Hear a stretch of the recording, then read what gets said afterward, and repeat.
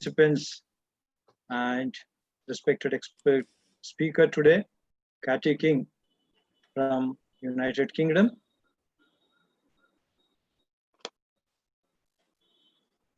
Good afternoon, sir. From United Kingdom, Dr. Walson Varghese. Good afternoon, Professor sir. And head of the department, United Kingdom, Dr. ADK College of Engineering. On behalf of American Society of Civil Engineers, Indian Section, Western Region, Institution of Engineers, India, Nagpur Local Center, Indian Concrete Institute, Nagpur Center, Dr. D.P. Singh, Principal, and Dr. A.M. Badar, Vice Principal, ADK College of Engineering, welcomes you all today. We have with us today Dr. R.L. Srivastu will be there. He is a chairman of Institution of Engineers, Nagpur Local Center. Dr. Ravindra Ringsia is the president of ASC Indian Section Western Region. And Dr. Mona Shah. Just check it whether madam has joined or not. Yeah, Dr. Mona Shah, ex-director of NICMAR, who has been instrumental in introducing Cathy to this e-talk.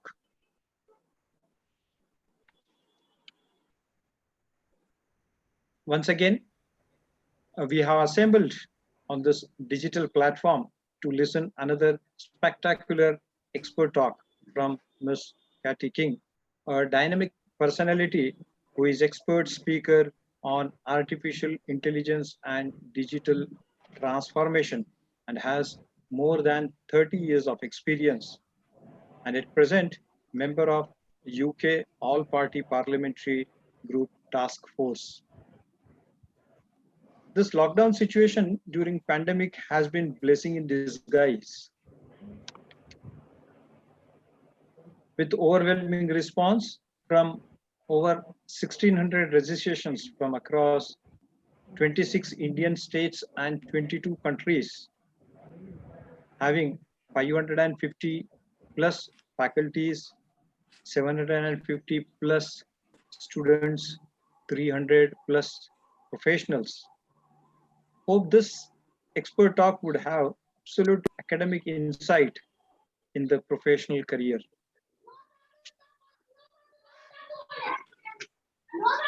Wishing a wonderful time in this expert talk. Now I request my colleague, Dr. A.M. Badar, for the formal welcome and introduction of today's expert speaker. Dr. Badar, sir.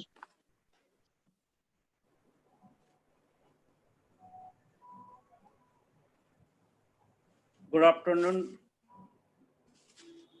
all respected colleagues, dignitaries, faculty, office bearers of American Society of Civil Engineers, Indian Section, Western Region, Indian Concrete Institute, Nagpur Center, the Institution of Engineers, Nagpur Local Center, myself, Avinash Badar, Vice Principal and Professor of KDK College of Engineering, Nagpur. I welcome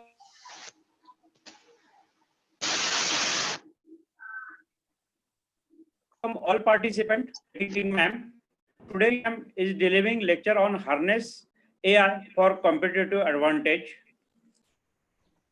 She did bachelor degree in 1989 and Master of Business Administration MBA in 1995.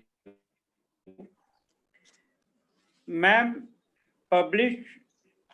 is a published author, keynote speaker, and consultant on artificial intelligence and digital business transformation. She has over 30 years of consulting experience and has advised many of the world's leading brands and business leaders, including Richard Branson, Virgin, O2, Orange, Accenture, PA Consulting, Hawaii, Arsenal Football Club, and Harrods. She is the CEO of Zodicers and AI in Business. Ma'am is a member of UK Government All-Party Parliamentary Group Task Force for the Enterprise Adoption of AI. Ma'am is the author of Using Artificial Intelligence in Marketing, How to Harness AI and Maintain the Competitive Edge, published by Kogan Page in February 2019. The book has since been translated into 5 languages, including Chinese, Vietnamese, and used as a reference source in the brand strategy section of the World Economic Forum Empowering AI Leadership AI Toolkit for Corporate Boards. Ma'am has delivered 2 TEDx talk and is a frequent commentator on BBC TV and radio. She is also a regular speaker on the international conference circuit, having delivered talk and workshop in Singapore, China, Dubai, and beyond. Ma'am is also a group chairperson for the UK PR industry trade body. Ma'am has over 30 years experience in business and has worked with some of the world's biggest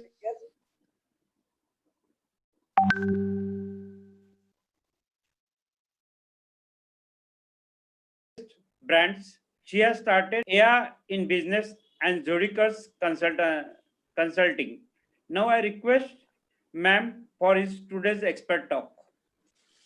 Thank you so much. Thank you for that wonderful introduction. Let me just share my screen, if I may. So that will stop your sharing. That's very kind of you. Thank you. Can you all see my screen fine now? Yeah, Yeah, just yeah, okay, yeah. ma'am. You Yes, can. ma'am. Yeah, Excellent, yes. excellent. Thank you for that wonderful introduction. So I don't really need to say very much about myself. You've done that, but thank you on behalf of the college and your various associations and the organizations mentioned. Thank you for hosting me today. You've just described who I am. This is my book. So the book has helped with the intellectual property. So I have, as you just described, been helping many organizations for many, many years. I am not teaching you today how to code in Python or TensorFlow. I am sharing with you my expertise and the case studies, because I have interviewed, and it took me a year of research, interviewed many organizations all around the world. And so I'm sharing with you how organizations worldwide are harnessing AI for competitive advantage. And whatever sector you are in, whatever part of the world, I think you will soon realize, if you don't already, that AI is going to change all of our jobs. So it's not about scaring anybody or making anybody uncomfortable. I'm very positive about the future, and many of the academics and many of the organizations I've dealt with are as well. So that's what I really want to do, is to spend an hour sharing my wisdom and knowledge and case studies with you, and then we will have some time at the end for questions. So let's get started. Just this past few weeks, I have been working again virtually through Zoom and Teams and Google Meet with lots of organizations around the world. I see some of you on this call, obviously many, many delegates from India, but also from Kuwait and Singapore and all over the world. And I have been doing the same. Before lockdown, I have been traveling around the world, training and consulting and giving talks like this. But just recently, through Zoom, I have been working with the Sri Lanka PwC Academy, with lots of organizations there as well. So very much like you all, very global in my view, very keen to collaborate and for us all to do our bit, to help our own local communities and families and our own countries, but also to collaborate for international AI for good causes as well. So this is what I will be covering for the next hour. we've done the introduction, so thank you very much for that. Very kind of you. And I will be giving just making sure everybody's really comfortable with a definition of AI, what it is, how it's changing the way we work, what the new business paradigm is in relation, in particular, to 3 or 4 job functions: sales, marketing, finance, human resources, but many others as well. And I'll be sharing lots of powerful global use cases, not UK, some UK, very much a global perspective. Who are the vendors? How are people using AI? What mistakes are they making? What benefits are they gaining? And then in the final section, it's really about getting started, or even if you have started, how you can really take advantage of it. And I have in my book, based on all of my research and other people's lessons and mistakes, I created a scorecard for success, which I will share with you. And then we need to finish the session really touching on some of the big macro business issues regarding trust, transparency, ethics, AI for good, and so on. So that's the plan, that's the agenda. I hope that that will resonate with you. And as I say, there will certainly be time, plenty of time at the end for you to ask me questions or share with me some of the tools that you're aware of, or some of the case studies that you're aware of. So let's be really clear what we mean by artificial intelligence. Some of you may be very competent in it and maybe even working in it day to day. Others may only be beginning to understand what it means, but it's no one technology. It's a family of technologies. PwC describe it as augmented intelligence. So whether you are an engineer, like many of you, a doctor of medicine, a barrister, a marketing professional, a footballer, there are many, many jobs where AI can give you insights, data insights that can help you to achieve your objectives. So really what we're talking about here is a field of computer science, a term that has been around since around about 1950 with Alan Turing.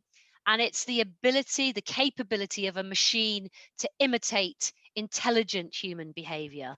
When you are on a website interacting perhaps with a chatbot and it's indistinguishable from a human being, you're not aware whether or not it's a bot or a human being, it can then pass the Turing test and effectively be AI. A subset of this family of AI is machine learning. And here we're talking about algorithms. And what we mean by that is a set of instructions. So, which is looking at pattern recognition. This is enabling a machine to then accelerate its learning through experience. And at the bottom of this slide, you can see here we have narrow AI. So we have machines or software programs that are embedded with AI, or robots, robotic process automation, all kinds of things that are able to do one thing extremely well. It might be a robotic arm in a catering kitchen that's flipping the burgers. It might be a manufacturing Sri Lankan organization creating textiles where the AI is detecting faults. It might be, but this one machine, this one device is only able to do that one thing. Many people believe that in time AI will be able to do everything a human can do, but not one robot that can be like a human being. It's just that there is AI in all different areas of our world, of our lives, and of our businesses. We'll talk a little bit later about the singularity and the potential for artificial general intelligence, where perhaps the machines become more intelligent than humans. We'll cover that later on in the webinar. So what you're seeing here is like a tree, all the different branches of the tree, and AI is involved in many different areas, from text recognition, where, for example, with your Siri or Cortana, you might be speaking in and it's voice to text recognition, and it's actually quite simple. Then we might have interactive AI, where you have a smart personal assistant or a chatbot. Where AI overlaps with other fourth generation technologies, you have the Internet of Things, for example, where you have sensors, and you might then have a big corporate office that has these sensors in, and it might be feeding back to a software program where you have some AI, and it might be telling the staff, or certainly the people managing the organization, we don't need to send the cleaners along to clean this washroom because we've actually only had 20 people through it in an hour. We may have typically had 50. So there's all kinds of immediate data analytics. There's sentiment, where you're assessing product positivity, neutrality, and negativity. So all different aspects of AI. So that's a little brief overview. But what we're really saying, as I mentioned, is technology that's performing tasks that normally require human intelligence. And this is a good example. This is Ada, AI-DA, like the name Ada Lovelace, which is ADA, but she is the world's first humanoid robotic artist. And her robotic arm is very powerful, has cost a lot of money to develop using AI.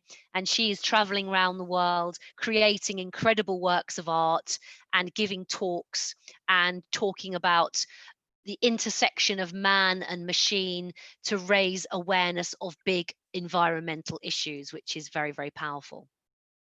Where I live, my local member of parliament is Greg Clark, who is also the chair of the Science and Technology Select Committee in the UK government. And he, in this quote here, talks about a new epoch, the fact that this is like the next industrial revolution. We've had agriculture, the wheel, the printing, steam, etc., etc. I've lived through 25 years of the internet. We've had these different industrial revolutions, and now we have the era of AI and cyber. And so many people are talking about it as tomorrow's technology, whereas actually it's here today. It's being used across many, many areas, as I'm going to demonstrate. And so many organizations are hiring AI futurists, and they're saying that AI needs to have a seat on the board of companies, on the board of colleges, on the board of an organization of law firms, and so on, a C-suite board, chief technology officer, chief marketing officer, chief executive, and so on. It should be there because it's so fundamentally changing the way we do business. So how is it impacting? We are all from all over the world today. As I mentioned there, it's amazing to be able to talk to so many of you, through simple technology like Zoom. And we are united in our sharing of living through a global pandemic in COVID-19. And I just wanted to just share a couple of brief examples of how artificial intelligence is helping the fight against AI. So we've got Alibaba's group, which developed in February of this year through its Research and Development Institute, an AI-enabled system to help diagnose COVID-19 in 20 seconds with a very high accuracy rate. So it's looking at scans, the algorithm is being trained with the data, to help the confirmation of the cases. So in Africa as well, we've got here the United Nations joining forces with telecoms organizations all around the world. And so helping coronavirus related health tips, symptom checkers, and so on. So what would have taken 20 years to develop some of these, and I know we don't yet have the breakthrough, we don't yet have the vaccine ready and tested, but the development of it is being helped dramatically to shorten it down to hopefully 1 year, 18 months, hopefully less, compared to sometimes 20 years. And that's because the data we now have, AI is viable today. We've had 70 years of AI winters, and we're in an AI summer because the AI has the cheap processing power, which is now makes it viable. and we've had 10 or 12 or more years of of smartphone technology. So we have the availability of the data. And so today, in the medical world, talking briefly here about COVID, it's helping the cause and fighting, helping the disease and so on. But the majority of this talk, this e-talk, is about how AI is reshaping business. It's a new business paradigm. What's some of the evidence to back this up? And like you mentioned in the introduction to me, it took me a year of speaking to people around the world and traveling and meeting many of them, academics, regulators, big brands, dozens of technology disruptors. And so I have to share with you today some of that evidence, but also very, very recent evidence. As in the introduction you heard, I'm on the all-party parliamentary group. And so I am hearing evidence through the House of Lords, the House of Commons, remotely through the pandemic, through lockdown. Sometimes we have 3,000 people on a call. Many people from around the world are giving evidence. So my material, my evidence, my proof is very, very up to date as of the last week or so. Before I talk about some of the case studies, it's worth pointing out that the hype cycle that Gartner talks about here is very, very relevant. Where we have been in relation to AI in business for a few years is on this innovation trigger. So the technology became viable. The technology was scientifically, or from an engineering point of view, or a data science point of view, possible. But that doesn't mean, or it didn't mean, that everybody wanted it immediately and understood what it was immediately, and it didn't deliver immediately. And so what you had is a peak of paranoia, a peak of inflated expectation, as Gartner says. And so I had brands saying to me, we have mandated our teams to open their shopping bag and buy AI. And they did so in a very tactical way. Lots of press globally were writing about AI, but they didn't have all of the facts. They didn't have the return on investment case studies. And so you had this big paranoia and peak. And so because they didn't have a lot of data to back it on, they would turn to Hollywood and they'd talk about HAL and Terminator and all kinds of things like that. And then what happened is it fell into the trough of disillusionment, where certain brands, for example, banks featured in my book, used it, but staff found it threatening to their jobs, and the organizations themselves actually found that their clients found interacting with the chatbot quite limited and quite gimmicky. So you fell into this trough of disillusionment, and we are now heading into people being more enlightened, and maybe 2, 5, 10, it depends on your country, on your industry sector, we will reach that plateau of productivity. So here down the left-hand side, you have different sectors: telecoms, automotive, retail, and across the other side, across the top, how is AI being used in each of those industries? So let's take telecoms at the top and go along one. I have interviewed British Telecom for my book, and I have spoken and worked with organizations all over the world in telecoms. Many of them are using AI for their service operations. So they are looking at weather patterns, and they're saying historic data tells me, Mr. British Telecom, that when the UK gets bad weather in November, the broadband lines freeze because the weather's very cold. And historically, we know that when that happens, we need to have 20,000 engineers in the vans to go out and repair the broadband lines. So some of it is predictive based on previous historic data. Some of it is weather patterns, but it's all big data. Take another example, go down to one from the bottom, retail, and then go across, and you're talking about sales and marketing as being one of the biggest uses of AI. And so you have retailers. I was working just recently with some clothing retailers in Sri Lanka, and I have been dealing with American and others, and they are using it to understand the profile of their customers and to be able to actually make the AI give a very personalized experience, which I'll talk a little bit more about. So who's innovating? Who is falling behind? Again, this depends on countries and sectors, but up in the top in terms of sectors are financial services and high tech and telecoms. And some of those that are falling behind a bit are in the travel and tourism sector, and perhaps a bit in law and professional services. So certain job functions are leading the pack.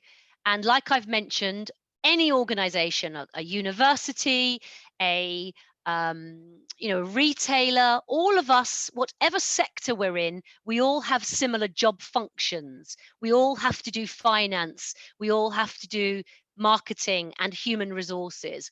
So in sales and marketing, in all different industry sectors, organizations are using machine learning and AI to predict the likelihood of a customer to convert.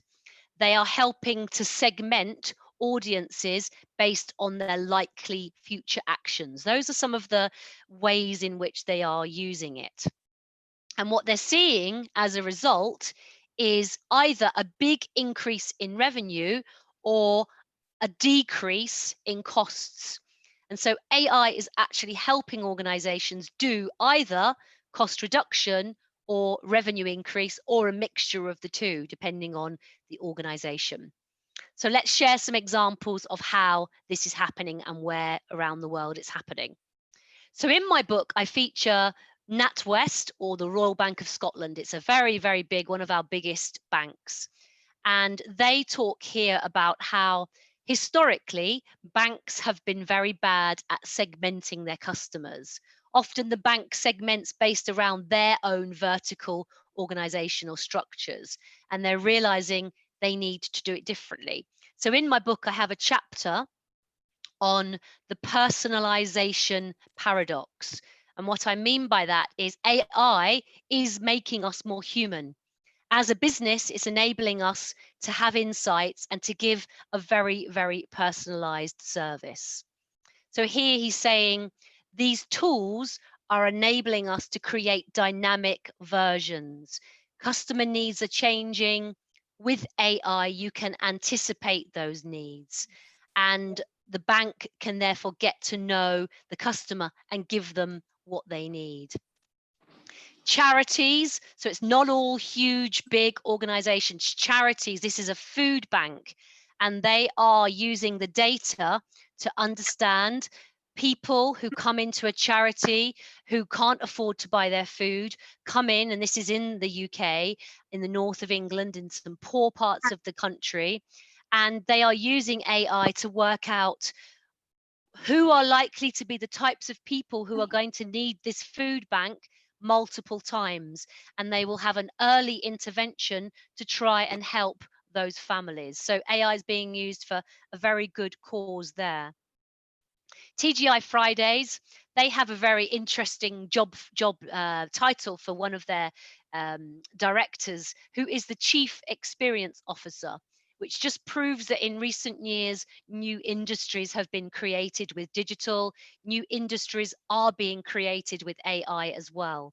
The AI tool they use is Amperity, and it pulls in data from all of these different sources so that they can then, with consent from the client, give a very personalized service. So they would no longer say female about me, female 40 to 55. They would say Katie comes into our restaurant on a Thursday evening. She orders ribs, but her husband is vegan. Things like that. Very granular, very detailed, personalized information.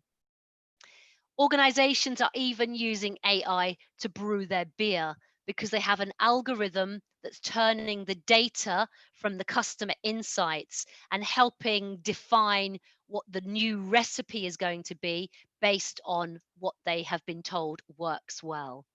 I had the pleasure to work with Shell, and they have a chat bot here, Lube Chat, and they are using it to match customers up to their 10,000 products, to give instant access to technical data sheets, and to give advice, even to identify oil and equipment failures for some of their clients before they become critical. In the hotel sector, hotels are all over the world. So the hotel is using AI to allow guests to personalize their upgrade based on previous behavior. And they are pricing things based on what they believe that client will be willing to pay. And then you have Hilton in the picture here with their AI concierge at the reception desk. And that's helping when it's, busy times, for example, handling multiple customer queries. So lots and lots of good examples here of AI and machine learning helping with that personalization. We've got China here as well, where we've got a hotel where guests can do everything online using facial recognition, checking in. They can be in their room and close the curtains, adjust the air conditioning. So it's that level of personalization. The robots are bringing the drinks and the water into the, to the rooms. And even in Japan, you've got the world's first 100% hotel, 100% staffed by robots. Another organization here called Increasingly, who are an AI technology company, and they work with fashion retailers like Reiss, and they're helping them bundle products together that they think the customer will want to buy. And again, this is predictive. It's looking back at what people have bought and predicting what their likelihood is of what their choices will be. Even something as what a lot of people believe AI can't be creative, and that actually it's a very human thing to have empathy, creativity, and so on. But actually, it's about breaking things down into processes. So Lexus cars, the luxury car manufacturer, worked with one of the big AI vendors, IBM Watson, and they were able to use the machine to crunch the big data and to look at audio, text, visual data. And they would analyze 15 years worth of award-winning adverts for cars and say, okay, what is it that really works? What appeals to customers? What's the lighting? What is the wording? What's the imagery? And so on. And as a result of that, we're able to create an award-winning car advert scripted 100% by the AI. In the insurance sector, we have AI being used for risk, for pricing, for underwriting. And in fact, in my book, there's quite a lot of agreement that AI helps with risk mitigation. So the legal profession, the financial services sector, and the insurance sector are all about risk mitigation. And some believe that in the future, maybe in 5 or 10 years or more, those three industries will morph into one and be all about helping with risk mitigation. And you certainly have here in the UK, big organizations like EY, Ernst & Young, who are in finance, but they hire a lot of lawyers as well. So I think it proves that they are all beginning to encroach on one another's space. You have AI in agriculture helping, where you have the AI software with a piece of hardware, a camera, and these delicate robotic fingers which can analyze whether or not the fruit on the vine is ripe and therefore pick it. And that's about efficiency. That's about all kinds of areas that I know has an impact on jobs, and we will come on to that shortly as well. There's a company called Dialogue, Axiata, and they're using it and have done for 4 or more years, using AI and Internet of Things to improve farming, so doing smart farming for humidity, for temperature, for irrigation. And that kind of automation is helping up to a 50% increase in their yields. So very, very powerful. So there may be some jobs lost, but there may be organizations that then go on to perform much better and then perhaps hire more.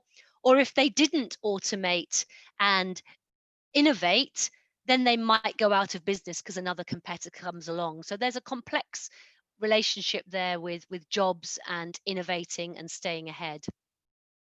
From the security point of view as well, we have both physical security. So in Africa, we've got in a wildlife reserve using the AI with smart protective barriers, but also it's clearly very, very important from a cyber and an internet security point of view. So, you know, there's real inroads that AI is making to AI to help in the security space.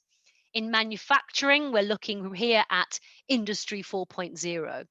So a survey, 70% of manufacturers saying we expect new competitors to leverage it, 90% believing it's going to help make them more competitive. So lots and lots of examples of AI. Here in clothing, and again, these were some of the organizations I work with across India and Sri Lanka in some recent training and consultancy work that I did.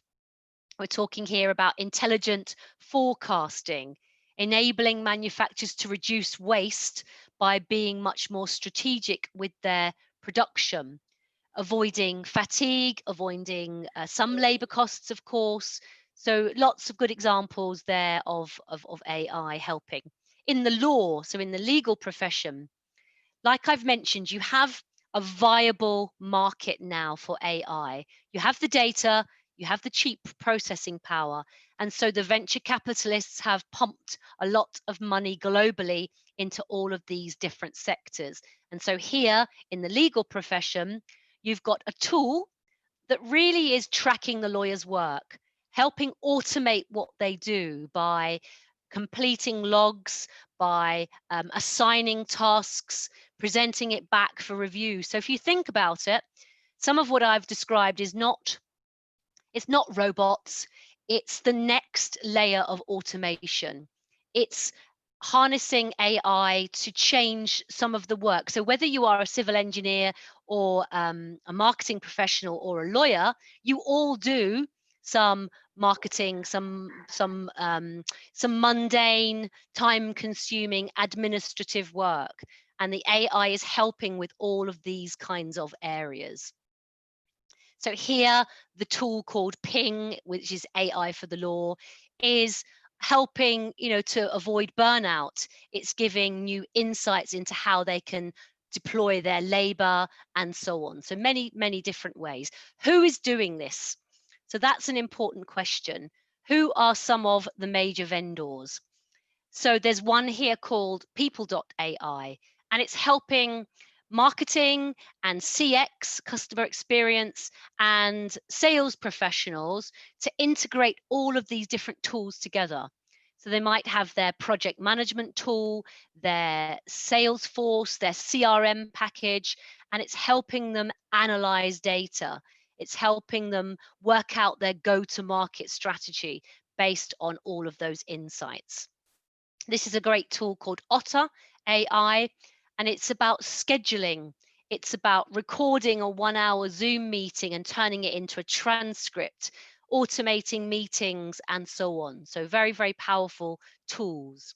This is a digital marketing tool that won Gartner's Cool Vendor Award last year.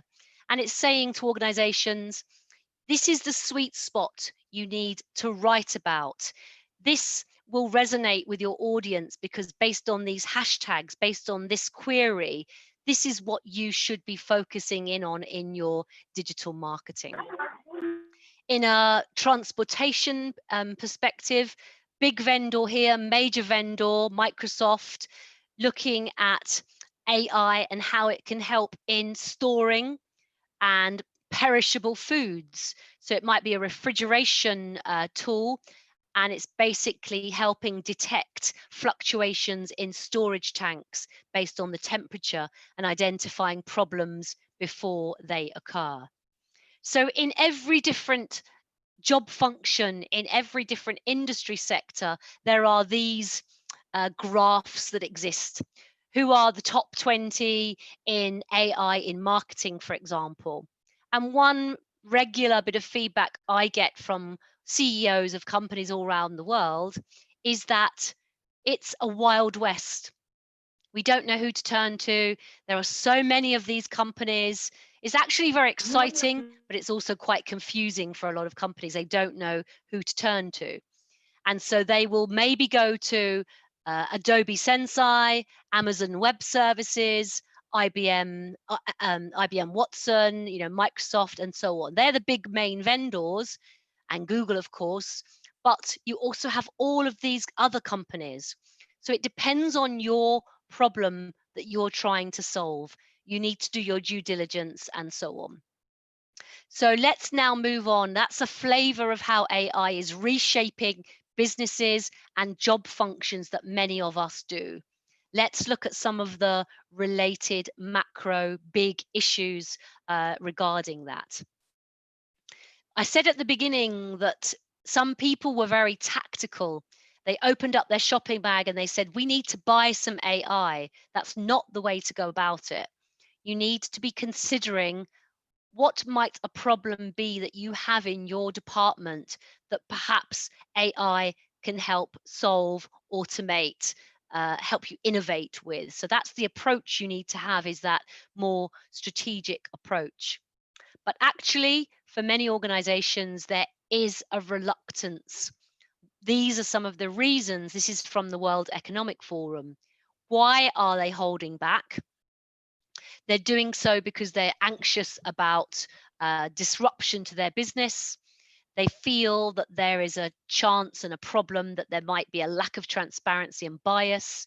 For a lot of people, the regulation is not yet in place, and they feel that that needs to catch up. The legal side of things needs to catch up.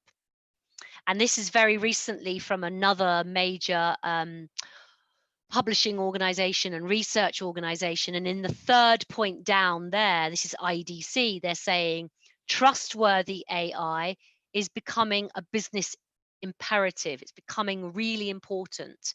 And this relates to fairness, explainability. Let's look at explainability for a moment.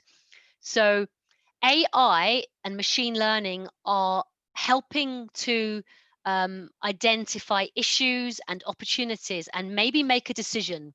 So if you're a bank or an insurance company, it might be looking at the profile of somebody who has applied for a bank loan. And it might say, Katie grew up in this working class area of North London, and she maybe is not the best profile. And so they're looking at sorts of data, and there's bias that can creep in and decisions can be reached. And so there is GDPR, our regulation, that states things need to be explainable. So what I described was the black box, where the person delivering that and says, no, sorry, Katie, you can't have that bank loan, they need to know why. And so AI does need to be explainable.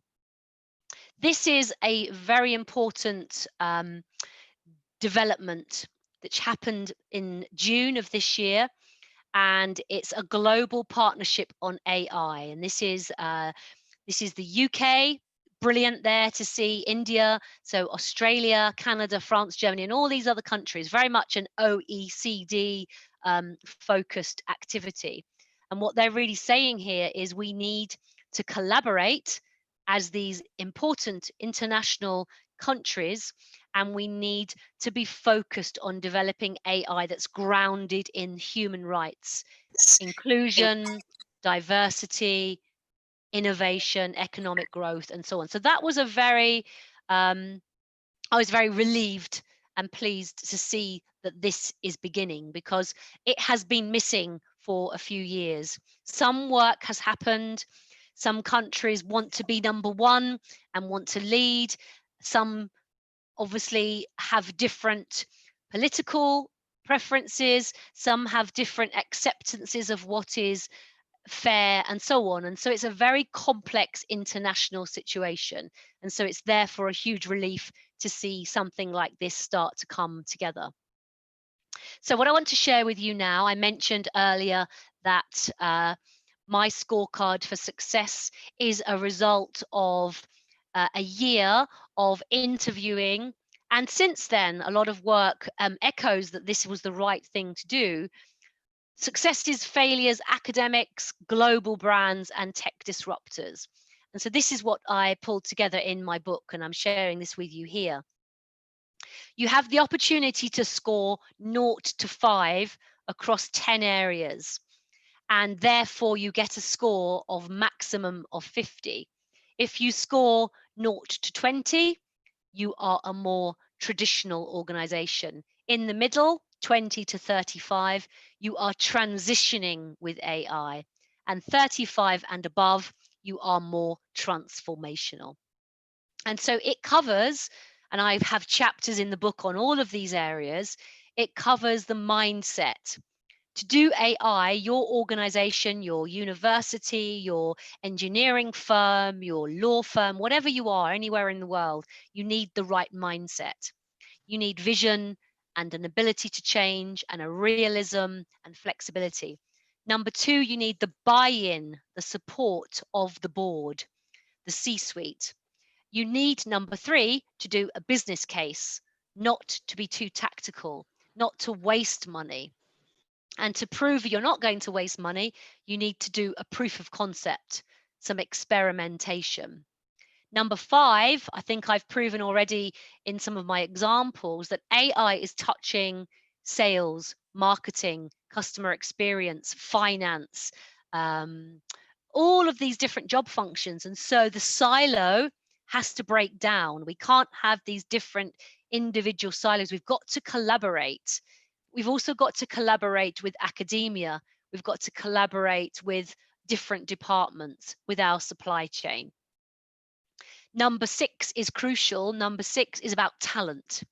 Hiring the right people, retraining people, outsourcing AI. There's different ways of doing it depending on your objective and your experience and the kind of business you are and the budget that you have.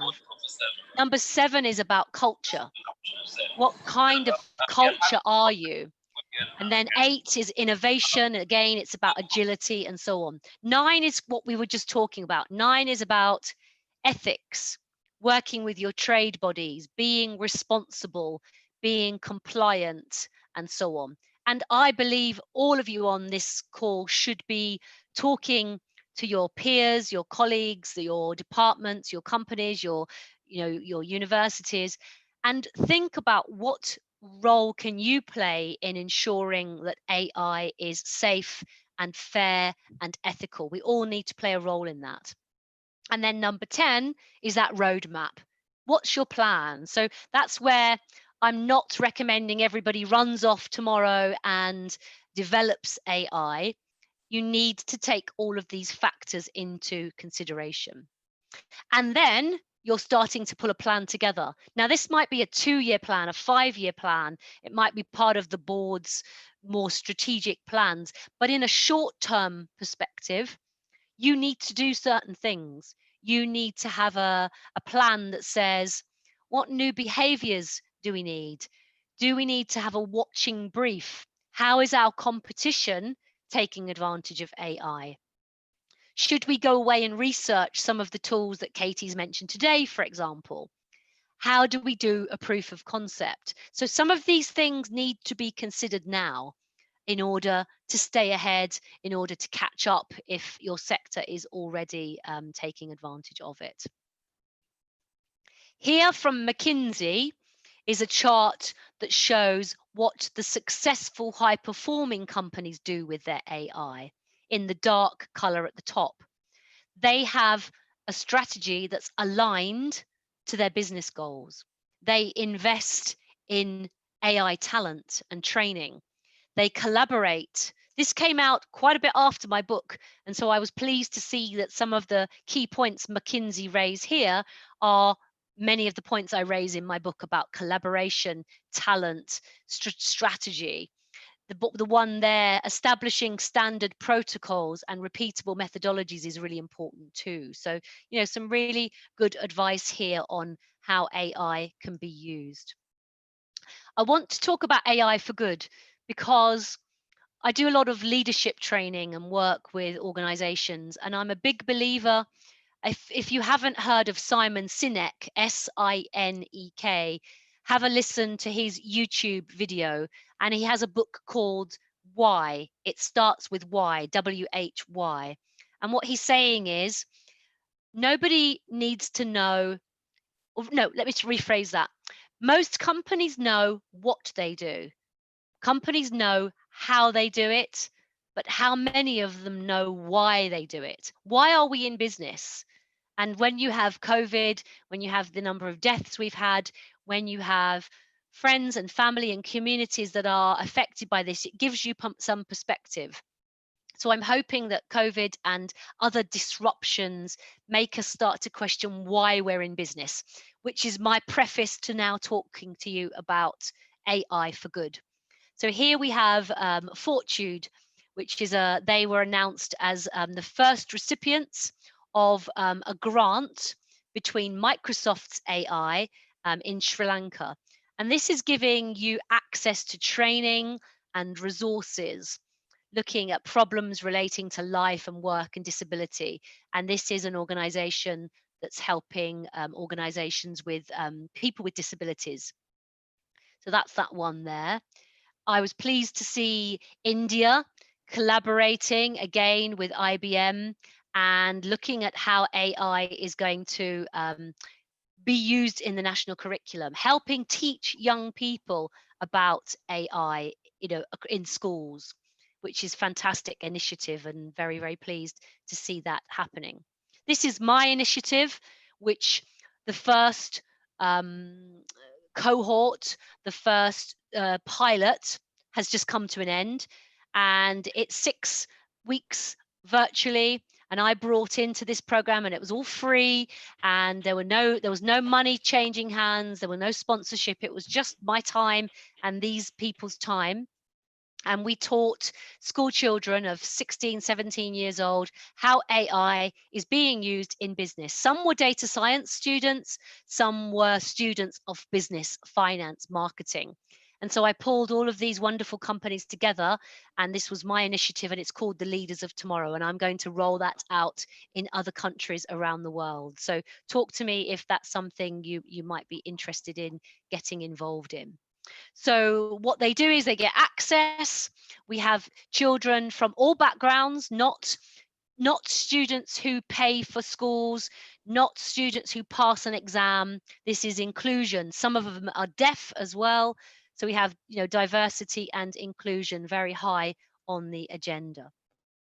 So the last section before I finish and we open up the floor to questions is really looking at how AI is impacting jobs. And this is such a contentious subject because people fear that AI is just going to come in and these robots are going to take all of their jobs. And of course, like I've described, AI is going to change the way we do business. But then look back to previous revolutions where things were done very, very manually. And over time, we've digitized. Over time, robotics and other areas have changed the nature of manufacturing and so on. So it is going to be an interesting change. And we do have to look at it very, very carefully. But this is research that shows women workers could be more affected by automation in the next 10 years, but they actually believe that male jobs could be more at risk in the longer term. And then below, in the chart below that, the automation risk is low for all education levels in the short term, but as we go further along in the longer term, people who are less well educated will struggle more. And I think that's important. And one of the things I always say to people is, whether you are my age, I'm 53, whether you are 23, whether you're in civil engineering, or whether you're in marketing or construction, law, you are all on a journey of continuous learning. AI is reshaping the way we learn. AI is reshaping all of these different jobs. And so we need to be open as individuals to that change. So you can see here on the right-hand side, financial services.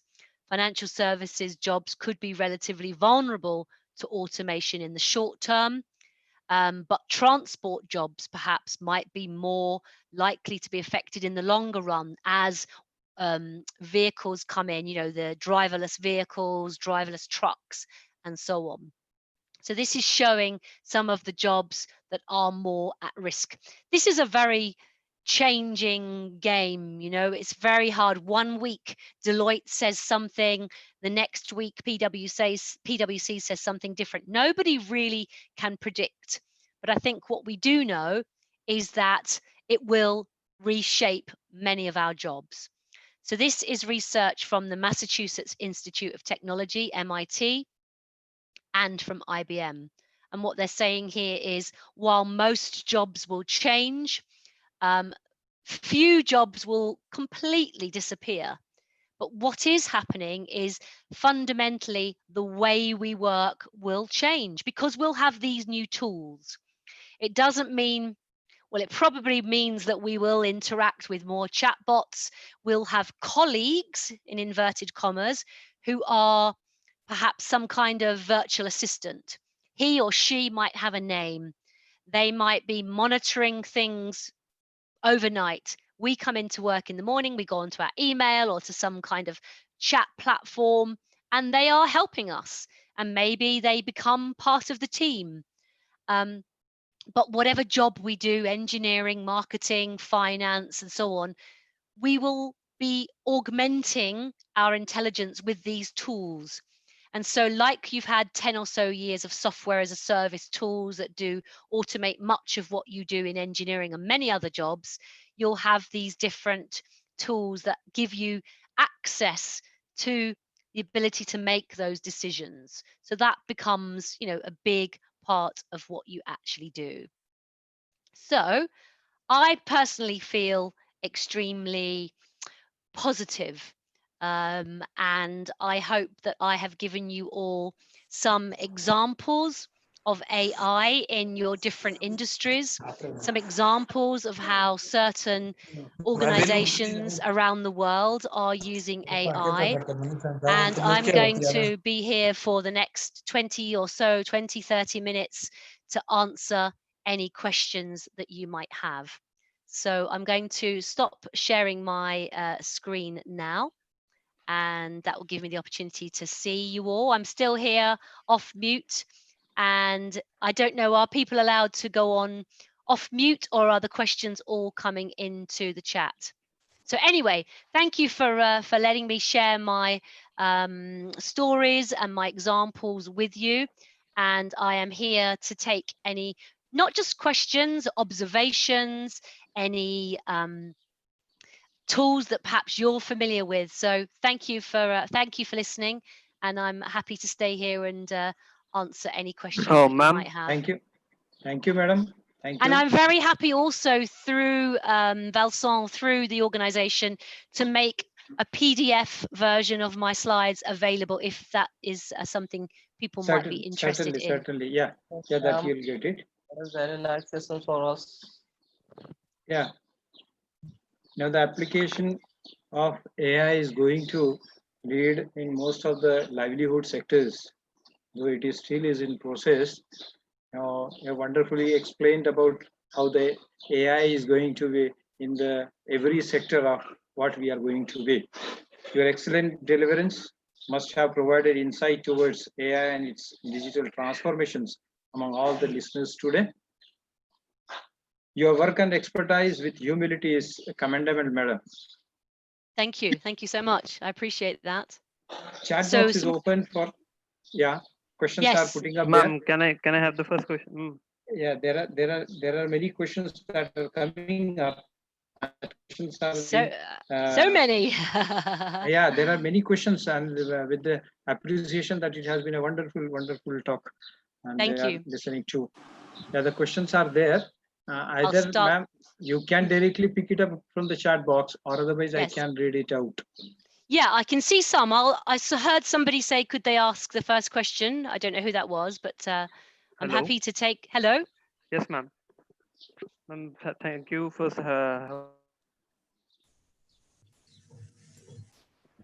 Did you have a question, or were you? Yeah, we'll have to read it out from the chat box. So what can oh, they're coming in so fast it's hard to see them. So hello. So displaced.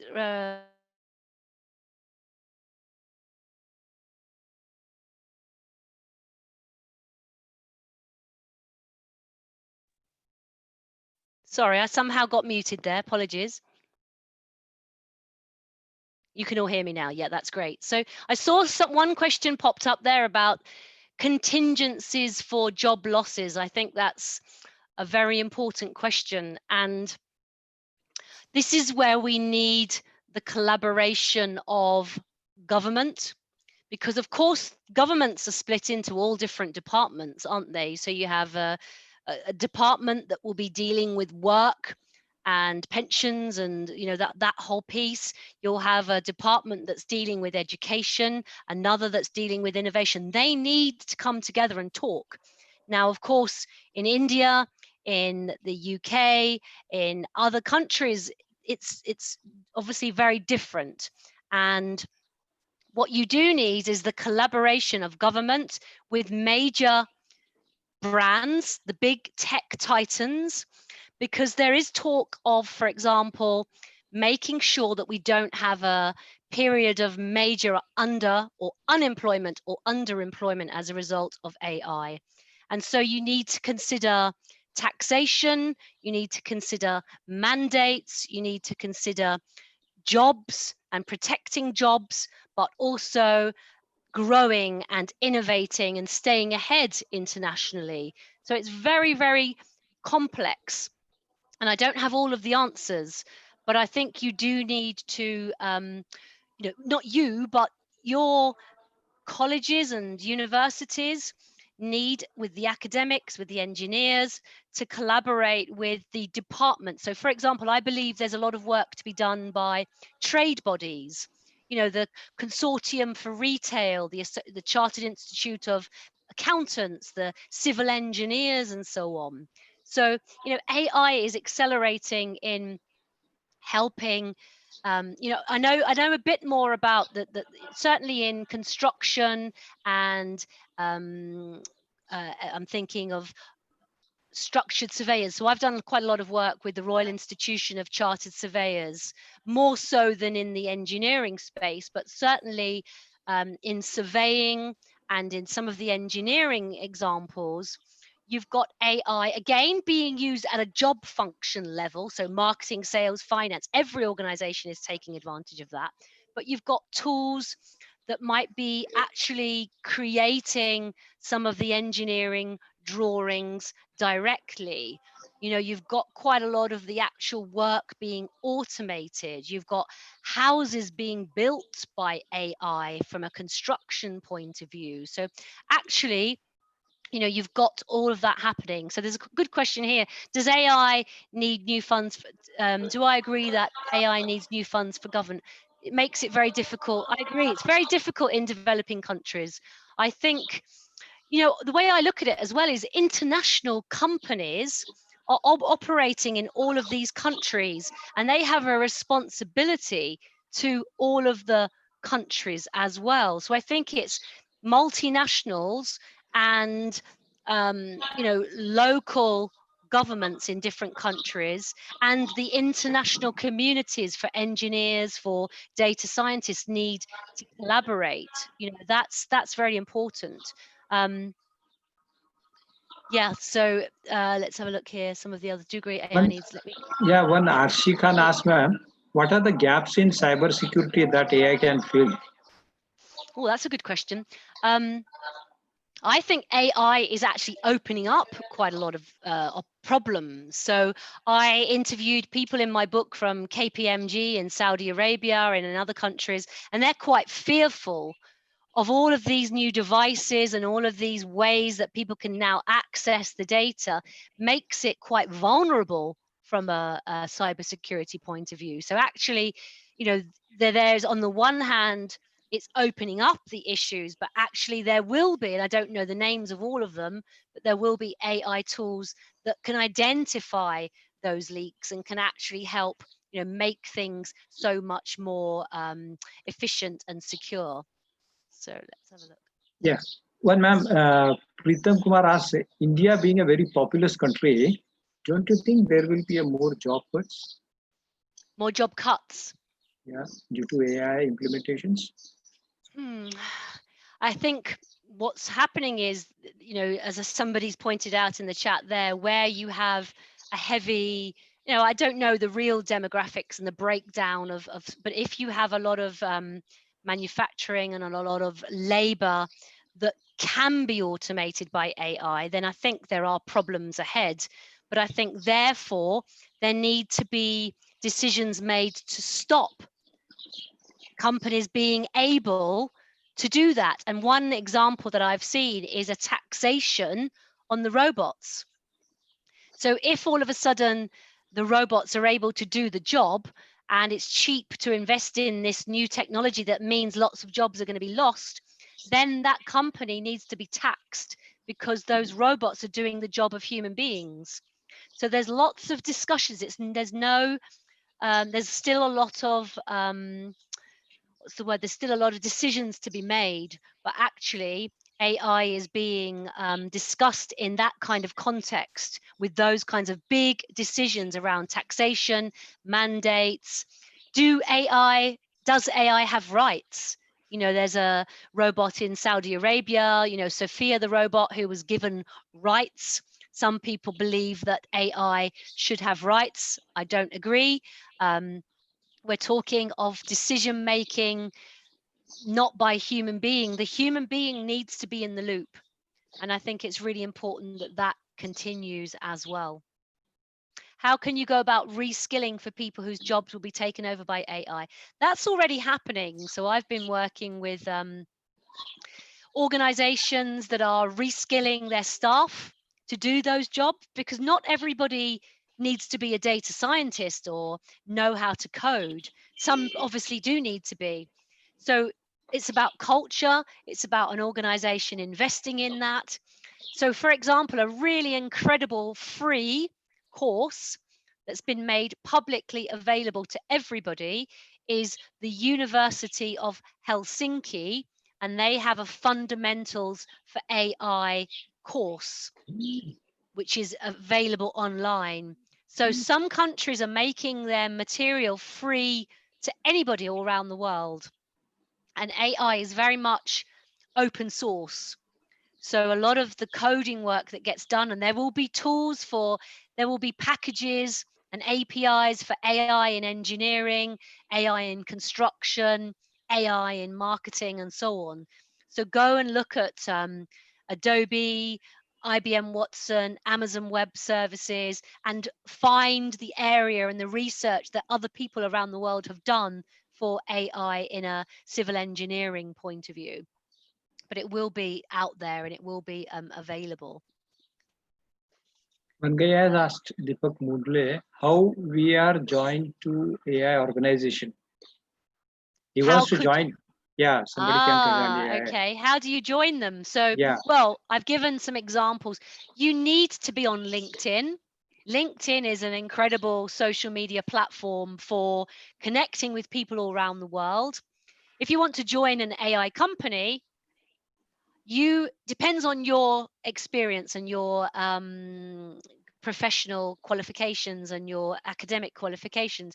If you want to join as an engineer who knows something about AI, fantastic. If you want to go in as an AI data scientist, of course, you need the relevant experience. Or you might be going in as somebody who does finance, marketing, or another job function who has a good appreciation of AI. So you're on this webinar, you'll get a certificate. You can keep learning, do free courses, reach out to people, show them that you're different and you are experienced and you have invested your own time and money and so on. That's what my advice would be for that. Yeah, one Dr. Sanjeev Naval asked if you can quote some examples the role of AI in civil engineering. That's a good Can it be? question. Yeah. I have not seen a huge number of specific examples there, to be honest. My experience is probably more in the sort of construction area. I don't know specifically what some of the tools are there, but what I do know is that it is being used across pretty much all. And if it's not there already in your country, in your job function, then it will be coming soon. But all engineering. So some of the intricate decisions that are made, I'm sure, can be automated, by the AI, and it can be giving you insights to do your job, not necessarily better, but giving you that big. It's really about big data insights. So something that you've done manually for many, many years, or decision that you need to take, the AI will have crunched through thousands of examples of that previously and give you new examples of how that might actually be done. So I would advise you to do a Boolean search on Google and to look specifically at how that's actually happening, for example. So yeah. Yeah, one engineer HR Girish asked, what are the top 5 impacts of AI on the construction industry in the next 5 years in India and across the globe? So I think the major, we're talking here about all different areas of construction. You look at the latest statistics, and people are saying that we need to innovate. We need to stay ahead. Our jobs are going to change. The customer needs to be at the center of some of the decisions that we make. Smart cities becomes a really important one as well, so that the construction world is looking ahead to the future, to how I would say the collaboration of AI, Internet of Things, augmented reality, and those sorts of areas is going to be, a huge impact there. So I think that's certainly some of them. But jobs, culture, reduction of costs is going to be, a really good, a big part of that as well. There have been very much appreciating comments are there that you are also might be going through with. We'll take last 2 questions, ma'am. Yep, The absolutely. questions will go on otherwise. Yeah, one Mr. Sanidhya Singh asks, how can poor countries can use AI to come out from poverty? Yeah, I think that's a good question, because you need to be digital to take advantage of AI. You certainly need to digitize. So you have to have the data, and you only get the data when you are digital. So you need to digitize. But what you can then do is leapfrog, because once you've passed through that digitization phase, you're leapfrogging into maybe being ahead of some competition. So anyone anywhere in the world can be an entrepreneur. So I think if you can use open source coding, and as a sort of an engineer or a data scientist, you can find something different. You could set up a company, but I do think it enables countries to leapfrog by not having to go through all of the stages that other people have been through earlier. So I'm just coming back to, I'm just looking here at a few examples I've seen recently where we had somebody give evidence from an engineering point of view, and they talked here about AI building and optimizing systems for electrical engineering, and looking at how the engineers build their systems of connected sensors and cameras so that autonomous vehicles can see the environment. So making sure so in that area of electrical engineering, the machine learning and the AI is being used alongside, like my earlier examples of sensors and cameras. So that's just one example there. And yeah, I mean, there are many others just by kind of like Googling, some of these here, but we certainly have heard some evidence in from a few of them recently about that. So it changes by the week, it changes by the day. There are lots and lots of examples of it. So, hopefully that's given you some insight to AI in that particular space. Yeah, one last question we'll take from Mr. John Parakutam.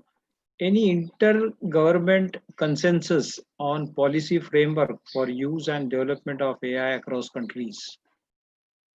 What was the first bit of the question? I heard the intergovernment. So the example I gave with the OECD countries, in my earlier slide, you'd need countries, particularly the OECD ones that have launched this recent initiative that I put the slide up about. Those countries need to collaborate. I fear that things have become because of COVID, a little bit more country specific, and people are coping with their own problems and their own national issues. But for something as big as the impact of AI on humanity and on jobs, especially where you have multinational companies, there's a responsibility for these companies and these governments to collaborate on big areas around jobs and economic prosperity, and keeping everybody safe, and enabling everybody to flourish mentally and economically, and within their own communities. So, I think one of the biggest final comments I would make is that, it's not about dehumanizing. It's about AI, in your engineering world or in your world of construction or any other sector you're in any part of the world. It's going to be used. You'll have a colleague, like an AI colleague. You'll have tools you're going to use for your job, and all of these different changes to the way you work. And so every country in time is going to have this opportunity. Some will have it faster than others. China and America are very, very far ahead. The UK is up there. But other countries, some of the Middle Eastern countries, the United Arab Emirates, you certainly need some investment, but I think we need to ensure we have some global cooperation to ensure that certain countries do not fall way behind. It's very, very important. Thank you, Katie, for a wonderful talk today. We have now that Mona Shah madam is there online. Can you make some comment on Mona madam? Yeah, yes. Shah madam. Yeah. Thank you.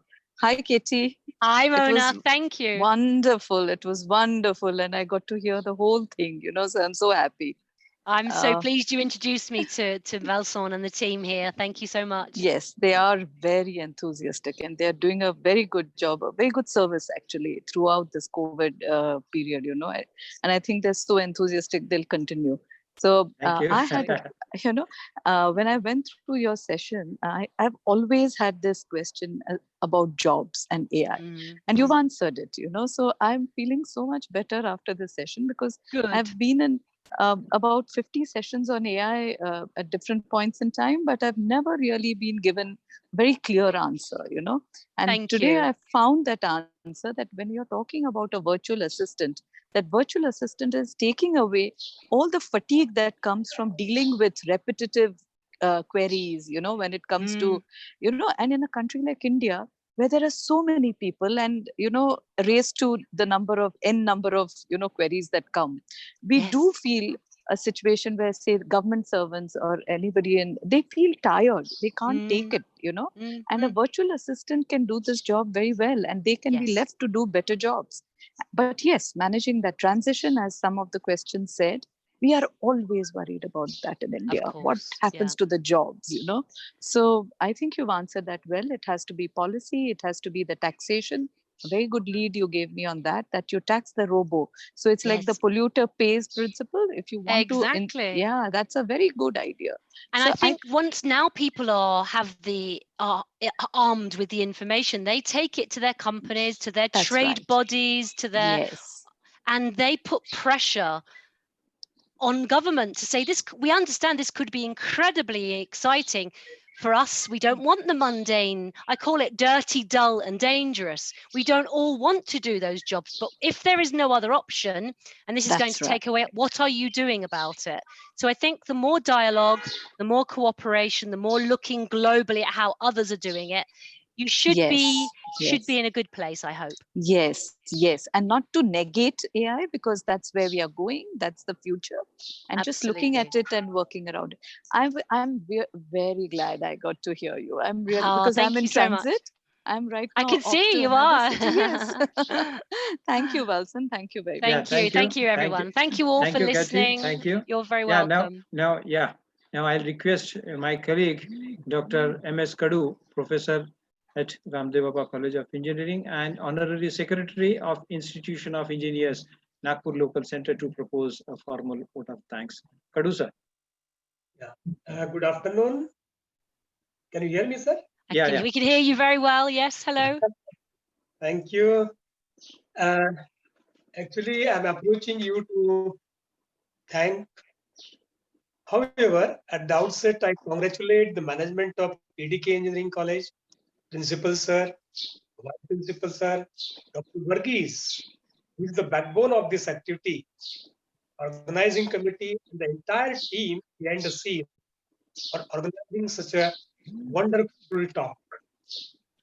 On behalf of, at the outset, on behalf of host institutions, KDK College of Engineering, Nagpur, American Society of Civil Engineers, ASC, Indian Concrete Institute, Nagpur Center, the Institution of Engineers India, Nagpur Center, Madam Katie, I'm very grateful to you for sparing your valuable time to share your knowledge, wisdom, and case studies with us on interesting topics, harnessing AI for competitive advantage. Your book is going to be of huge utility for all those willing to take advantage in their areas of endeavors. Artificial intelligence has entered into every aspect of life science, engineering, and technology, and is going to lead the future. It was very exciting to hear from you, madam, about the topic, how artificial intelligence, machine learning, and data science is affecting and benefiting business and lives of the people. May you be a doctor, engineer, lawyer, social worker, may it be agriculture sector, pharma, chemical, so on and so forth. Every business, every organization, and every activity will be governed by artificial intelligence and data analytics in future. Thank you for making us aware of various aspects of artificial intelligence. We enjoyed it, ma'am. Thanks a lot. You're very, very welcome. Thank you. Thank you very much for those kind words. I have just put into the chat my email because a few people have asked, which is fine. One request, it would be wonderful if one of the tech people who are managing this Zoom could take a screen share of us, because it's always nice to have a, that would be wonderful, just to have, because I'm very happy to connect with people on LinkedIn, on Twitter, on Instagram. It's always, I think it's important to collaborate internationally. There we go. That's a fantastic picture. Yes. If you're happy to do that, I hope you don't mind me asking that, but it would be wonderful just to have a wonderful screenshot of a few people, and yeah, let's just it's, you know, international collaboration, AI for good. If you can encourage your organizations to get involved in some AI for good projects, so more and more people benefit in your communities, in your schools, I think that's so important. Thank you, ma'am. My thanks are due to all the participants coming from various countries and different states of India to register for this talk in such a large number. Thank you, dear participants. I must thank Corona. Thank you, COVID-19, for making us understand many things about realities of life, about life skills, learning skills, and networking skills. Without COVID, without COVID, we would have hardly thought of organizing such activity and getting connected with experts like Dr. Katie and resourceful participants from all parts of the globe. Dr. Singh sir, Dr. Badar sir, Dr. Walson Varghese sir, Swapnil sir, and the entire organizing team, thanks for organizing a wonderful activity and also for giving me a chance to get introduced to the expert speaker and the participants. Thank you, one and all. Stay safe. Thank you. Thank you. Thank Thanks a lot. you. Well done to you all for arranging such an Yeah, exciting. thank you very much. Thank you This very much. has, oh, that's lovely. Thank you. Yeah, Please take a picture of that for me so I can share that on mine. yeah, certainly, certainly. You can This has send me been, a few. That's been wonderful. I agree yeah. with you. This has digital, you know, COVID has accelerated digital transformation all over the world. It took people, some people, 5 or 6 weeks to look at their business continuity, but then for the past few months, people are connecting all over the world through these platforms, and I think it's wonderful. It's doing what AI has the power to do, which is democratize a Harvard or an Oxford and Cambridge education, or I don't know the name of the top Indian institute of you know, and so on, but the best education money can buy should be available to everybody globally. And so we're not there yet, but in time, hopefully AI makes that possible. But we're one step forward with something like this. So thank you, everybody. Enjoy the rest of your Sunday. you. And Thank you. With this, take we end care. up with today's 20-second e-talk, all Yes. being delivered by eminent personalities like you and have given additional knowledge input. Thank you, Madam Katie, and all the distinguished participants. The chat box was open. The link has been sent there. Please fill it up. The e-certificate will be delivered at your registered email ID. Thank you. Thank you once again to all. Wish stay safe, stay healthy. Thank you. My pleasure. Bye-bye, everybody. Thank you. Bye bye. Bye bye.